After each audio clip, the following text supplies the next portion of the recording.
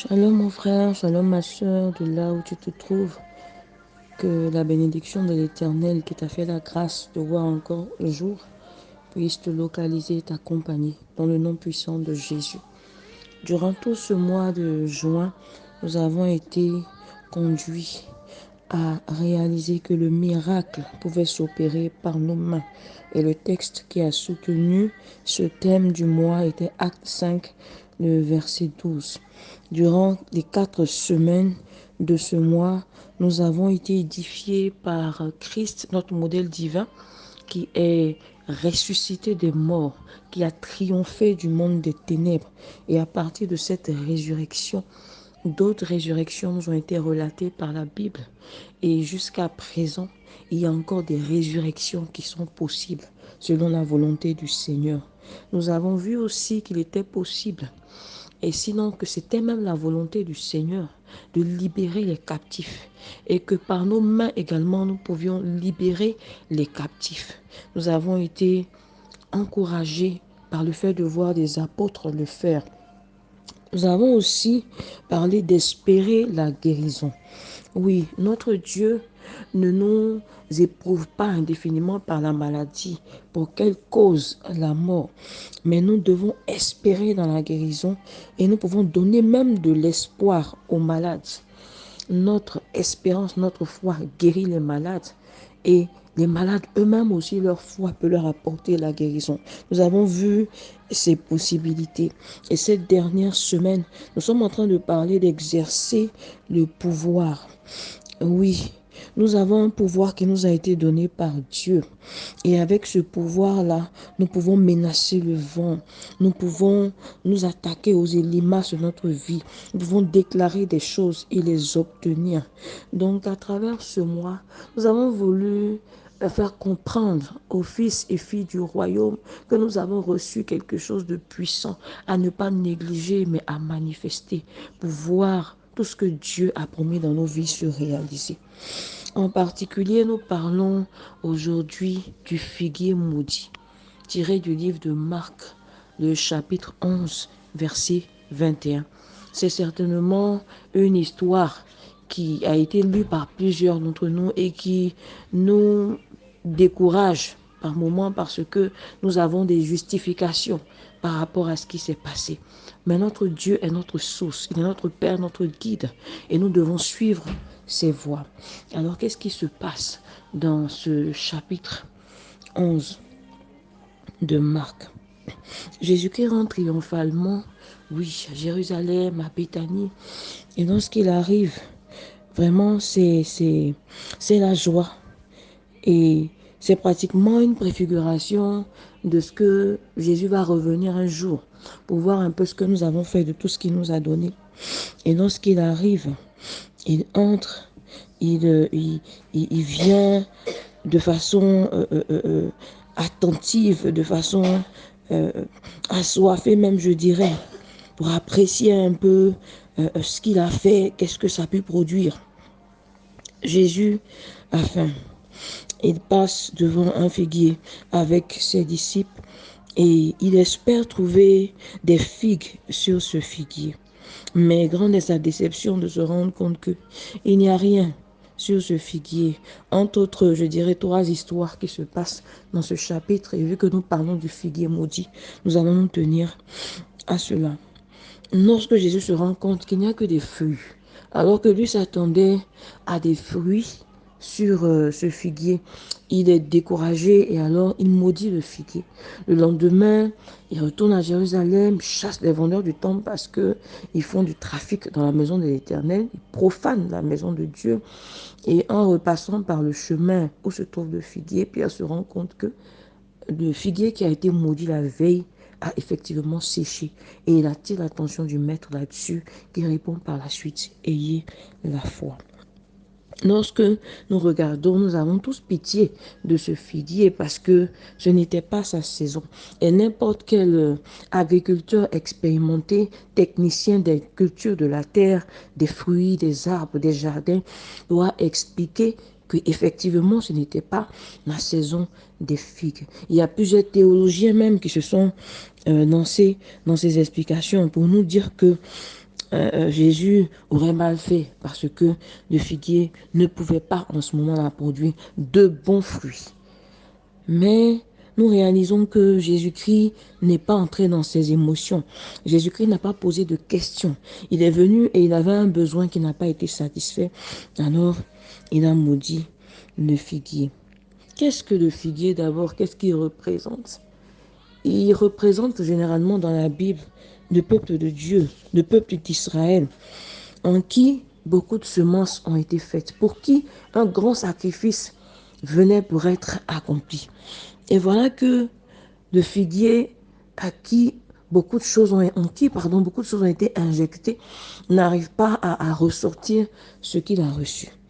Et c'est pratiquement impardonnable pour le Seigneur. Bien-aimé, tu es comme ce figuier, tu es ce peuple. Et le Seigneur te veut participant de sa nature. Sa nature, c'est la créativité, c'est la fertilité, c'est la productivité. Et il s'approche de toi, il voit des feuilles. Des feuilles, c'est quoi? C'est ce qui peut représenter ton extérieur, ta religiosité. Qu'est-ce que tu fais ressortir? Qu'est-ce qu'on voit de l'extérieur? C'est de l'apparence de la piété dont parle l'apôtre Paul. C'est tous les rituels. C'est tout ce que nous avons comme expression faciale qui montre que nous aimons Dieu. Mais lorsque Jésus-Christ de nous voit les feuilles, pour lui, il y a du fruit. Et lorsqu'il s'approche, il voit qu'il n'y a pas de fruit. Lorsqu'on s'approche de toi, est-ce qu'il y a véritablement des fruits?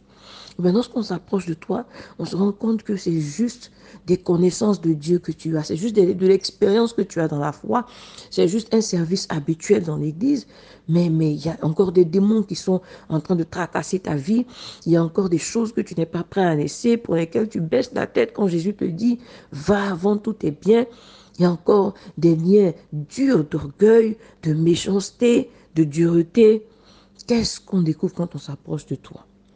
Vous savez que tout ce qu'on peut présenter comme apparat de chrétienté peut se faire en dehors de la nouvelle naissance, avec l'intelligence, avec beaucoup de dextérité. Mais lorsque nous avons été convertis véritablement en Christ, c'est le cœur et c'est l'esprit qui parle. Et c'est ce qui émane du cœur et de l'esprit qui est censé apporter des fruits et de bons fruits, parce que le Seigneur ne peut pas semer en nous et s'accommoder de choses approximatives ou de feuilles, ou de ce que tout le monde peut voir. Jésus a fait le reproche dans la Bible en Ésaïe 29, 13. Il dit que son peuple, en parlant des Juifs, m'honore du bout des lèvres, mais son cœur est éloigné de toi. C'est ton cœur que Dieu cherche.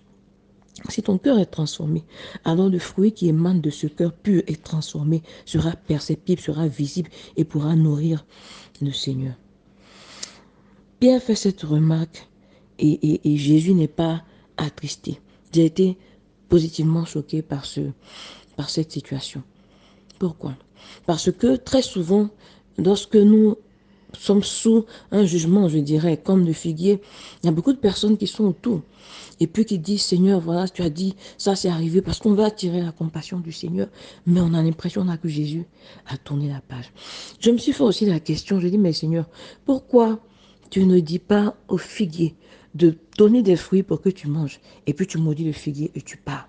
Et le Seigneur me dit dans mon esprit, là où il t'a donné d'exercer le pouvoir, il ne le fera pas à ta place. Bien-aimé, je veux te dire, après avoir expliqué ce passage, de pourquoi le figuier a été maudit, de te parler maintenant de comment faire pour éviter la malédiction. Jésus répond à Pierre tranquillement, ayez la foi. Oui, tu peux avoir l'autorité comme Jésus, d'exercer le pouvoir, d'exercer ton autorité comme Jésus l'a fait, en disant une chose, et cette chose va arriver. Ce que Dieu attend en permanence dans ta vie, à côté de cette sorte d'autorité, c'est que tu puisses marcher par la foi. C'est par la foi que tu vas triompher des difficultés et des pannes, je dirais, dans ta vie. C'est par la foi que lorsque Jésus s'approchera de toi, il pourra trouver des feuilles. Tu pourras marcher à contre des feuilles, et des fruits. Tu pourras marcher à contre-saison de ce qui est naturel en toi. La Bible dit que mon juste vivra par la foi. Oui, et sans la foi, nul ne peut être agréable au Seigneur. En Hébreux 10, versets 38 et 39. Si le Seigneur s'attend à ce que toi qui as été justifié, tu vives par la foi, pourquoi est-ce que tu veux marcher par la vue? Pourquoi tu veux venir expliquer au Seigneur que c'est parce que je suis malade que je n'arrive pas à faire ceci, c'est parce que je n'ai pas d'argent que je n'arrive pas à donner, c'est parce que j'ai tel problème naturel que tout le monde peut comprendre que les apôtres peuvent justifier, que les frères en Christ peuvent justifier, oui, c'est parce qu'elle a ceci, c'est parce qu'il a cela. Et pourquoi Jésus ne s'en tient pas à cela? Il s'en tient à ce qu'il a mis en toi. Il s'en tient à ce qu'il attend de toi. Il s'en tient à ce que tu réalises, comme j'aime à le dire, que ta saison doit répondre aux besoins du Seigneur. C'est pas ta saison quand tu penses que tu es fort, mais c'est ta saison quand le Seigneur a besoin de toi. Toutefois que le Seigneur a besoin de toi, alors c'est ta saison. Alors il n'y a pas de justification naturelle qui passe devant Dieu. Et nous avons cela aussi avec le retour du Seigneur. Lorsqu'il s'attend à ce que des personnes entrent dans les noces et que beaucoup d'excuses sont données, le Seigneur n'accepte pas ces excuses parce que ce qu'il a sémé en toi est grand. Lorsqu'il t'a donné le pouvoir d'imposer la main à quelqu'un pour que la maladie puisse arriver, le Seigneur ne guérira pas parce qu'il veut que tu exerces cette autorité. C'est pourquoi cette semaine, nous avons voulu finir par exercer le pouvoir. Pourquoi? Parce que tant que le Seigneur sait qu'il a mis en toi la capacité d'exercer ce pouvoir, il ne le fera pas à ta place. C'est pourquoi, mon frère, ma soeur, c'est pas dans toutes les circonstances que tu diras, Dieu va faire. Oui, il y a des choses que Dieu a déjà faites. Pour ne pas te dire même que Dieu a déjà tout fait. Parce qu'à la croix, quand il s'est écrit, tout est accompli. C'était pour que tu rentres dans ta destinée. C'était pour que tu puisses exercer l'autorité. C'était pour que tu demandes la vision à Dieu. Et une fois que tu as compris l'intérêt ou le besoin du Seigneur, alors tu exerces cette autorité par la foi. Avec tes 5 pains et tes 2 poissons, le Seigneur veut que tu sois capable d'élever les mains, de rendre grâce et de nourrir une foule. Avec le peu de moyens que tu as, le Seigneur veut que tu dises, j'ai forcément quelque chose. Un malade vient se trouver devant Pierre et Jean, ils disent quoi?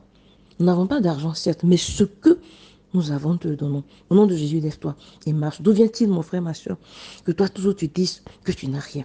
Sur le fils et la fille du royaume, il y a toujours quelque chose qui peut permettre d'être exploité par la foi pour exercer l'autorité et la puissance de Dieu. Et sans l'exercice de cette autorité, nul ne peut accomplir de grandes choses et nul ne peut être agréable au Seigneur. Parce que cette parole demeure immuable. Mon juste vivra par la foi. Sans la foi, tu ne peux pas exercer une autorité.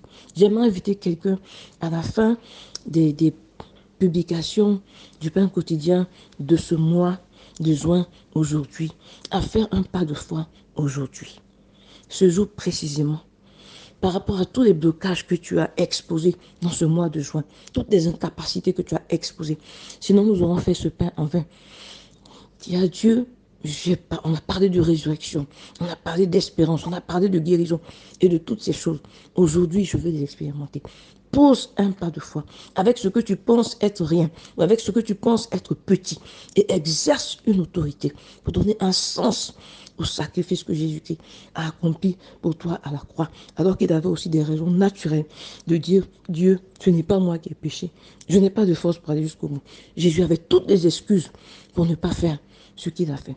Mais regardons à la volonté de Dieu, regardons au pouvoir qui était en lui, regardons sa bonne disponibilité et regardons surtout aux besoins du Seigneur. À la fin du Seigneur, il a produit ce qu'il fallait pour que toi tu puisses produire des fruits. Avant tout, pourquoi te retenir? Le pasteur Steve pouvait nous demander hier, qu'est-ce qui va te déranger toi pour que tu sortes de ton confort? Jésus qui est sorti de son confort, de sa gloire céleste, il s'est donné pour toi. Qu'est-ce qui t'empêche d'exercer l'autorité pour montrer la puissance de ton Dieu et pour rentrer toi-même dans tes promesses?